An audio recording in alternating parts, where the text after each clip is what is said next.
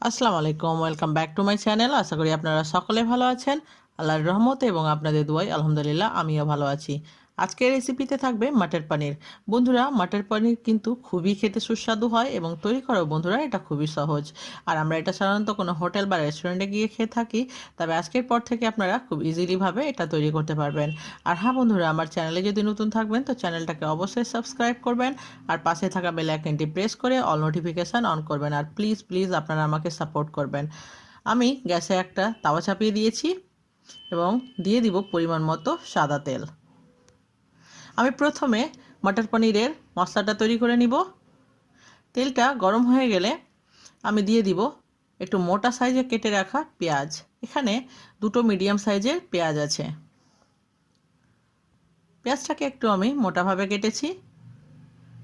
তারপরে দিয়ে দিব আদা রসুন বাটা। আদা রসুনের গন্ধ যাওয়া পর্যন্ত আমি মশলাটাকে একটু ভেজে নিব। চুলোর আঁচটা কিন্তু মিডিয়াম টু লো হিটে আছে। তারপরে দিয়ে দিব আমি দুটো কাঁচা লঙ্কা এবং দিয়ে দিলাম দুটো টমেটো কুচি। দিয়ে ভালোভাবে এটাকে আমি কষাতে থাকবো। তারপরে টমেটোটা যেন সিদ্ধ হয়ে যায় তার জন্য আমি সামান্য লবণ অ্যাড করলাম। এটাকে মিডিয়াম আঁচে আমি ঢেকে দিব 3 মিনিটের জন্য, যেন টমেটোটা সফট হয়ে যায়। তারপরে ঢাকা খুলে আমি ভালোভাবে নেড়ে দিব। এবার মশলাটা কিন্তু আমার অলরেডি হয়ে গেছে। তারপরে আমি তাওয়া থেকে একটা পাত্রে ট্রান্সফার করে নিব এবং ঠান্ডা করে নিব। ততক্ষণ ঠান্ডা হতে থাক। তারপরে আমি সেম তাওয়াতে দিয়ে দিব সাদা তেল। প্রায় এখানে 50 গ্রাম মতো সাদা তেল আছে। ফোড়নে দিয়ে দিব গোটা জিরে। জিরাটা একটু ক্র্যাকল হতে থাক। তারপরে আমি দিয়ে দিব হলুদ গুঁড়ো। তারপরে মশলাটা দিয়ে দিব যেটা আমি তৈরি করেছিলাম। বন্ধুরা, হলুদটা তেলে দিলে কি হবে যে কালারটা বেশ সুন্দর আসবে তরকারির। এবার দিয়ে মশলাটাকে আমি ভালোভাবে কষাতে থাকবো এবং সেই পাত্রটা ধুয়ে আমি সামান্য পরিমাণ জল অ্যাড করে দিলাম। মশলাটা কিন্তু যত কষাবো তত কিন্তু এর কালারটা চেঞ্জ হবে এবং খেতেও কিন্তু টেস্টি হবে। তারপরে এখানে গুঁড়ো মশলা অ্যাড করব, ভাজা জিরে, ঝাল লঙ্কার গুঁড়ো, ধনে গুঁড়ো, কাশ্মীরি লঙ্কার গুঁড়ো এবং লবণ। লবণটা অবশ্যই নিজে নিজের স্বাদ অনুযায়ী অ্যাড করবেন এবং ঝালটাও কিন্তু নিজে নিজের স্বাদ অনুযায়ী অ্যাড করবেন। আমি ঢেকে দিব প্রায় 2-3 মিনিটের মতো। এভাবে করে কিন্তু আমি 5 থেকে 7 মিনিটের মতো মশলাটাকে কষিয়ে নিয়েছি এবং দেখতে পাচ্ছেন কত সুন্দর একটা কালার চলে এসছে মশলায়।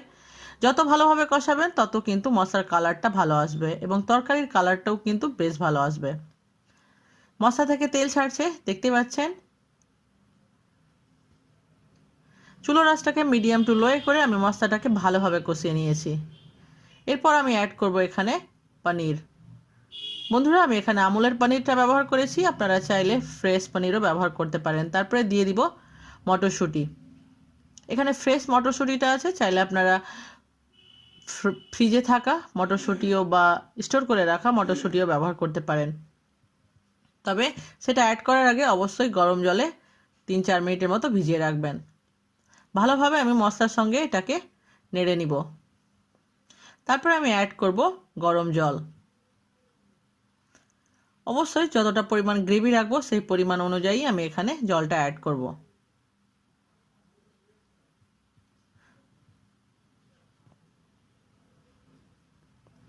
এবার আমি ঢাকা দিয়ে দিব 3 থেকে 4 মিনিটের মতো, চুলোর আঁচটাকে মিডিয়াম টু হাই করে। দেখতে পাচ্ছেন বন্ধুরা, মটরশুঁটির কালারটাও কিন্তু চেঞ্জ হয়নি এবং তরকারির কালারটাও কিন্তু বেশ ভালো হয়েছে। দিয়ে দিব গরম মশলা গুঁড়ো। তারপরে দিয়ে দিব বেশ খানিকটা ধনেপাতা কুচো। বন্ধুরা, চাইলে আপনারা এখানে ঘি অ্যাড করতে পারেন, তবে আমি বেশি এটাকে রিচ করব না। আপনারা এভাবে একবার তৈরি করে খাবেন, তবে বুঝতে পারবেন যে স্বাদটা কতটা আলাদা এবং কতটা সুস্বাদু। বন্ধুরা, আমার রেসিপি কিন্তু অলমোস্ট রেডি হয়ে গেছে। আমি গ্যাসটা বন্ধ করে এটাকে 5 মিনিটের জন্য ঢাকা দিয়ে দিব। তারপরে আমি পরিবেশন করব। বন্ধুরা, এটা ফ্রাইড রাইস, গরম ভাত, পরোটা যে কোনো কিছুর সঙ্গে বেশ খেতে ভালো লাগবে। আর আমার রেসিপি আপনাদের কাছে কেমন লাগলো অবশ্যই আমাকে কমেন্ট করে জানাবেন। আর আমার যে কোনো রেসিপি নিয়ে কোনো প্রশ্ন থাকলে আমাকে কমেন্টে লিখতে ভুলবেন না। আর ভালো লাগলে অবশ্যই একটা লাইক করবেন এবং ফ্যামিলি ফ্রেন্ডসদের সঙ্গে শেয়ার করবেন। দেখতে পাচ্ছেন কত দেখতে সুন্দর হয়েছে এবং লোভনীয়। আবারও দেখা হবে নতুন কোনো একটা রেসিপির সঙ্গে। আল্লাহ হাফেজ।